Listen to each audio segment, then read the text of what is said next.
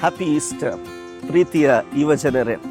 ಹೊಂಗೆರಣ 2 ವರ್ಷಗಳ ನಂತರ ಮತ್ತೆ ಧರ್ಮಕ್ಷೇತ್ರ 2026ನೇ ವರ್ಷದಲ್ಲಿ ಸಜೀವ ವಿಶ್ವಾಸದ ಶೀರ್ಷಿಕೆಯಲ್ಲಿ ಹೊಂಗೆರಣವನ್ನು ಆಚರಿಸ್ತಾ ಇದ್ದೇವೆ. ಹೊಂಗೆರಣ ಯುವಜನರ ಸಮ್ಮೇಳನ ಸಂಭ್ರಮ.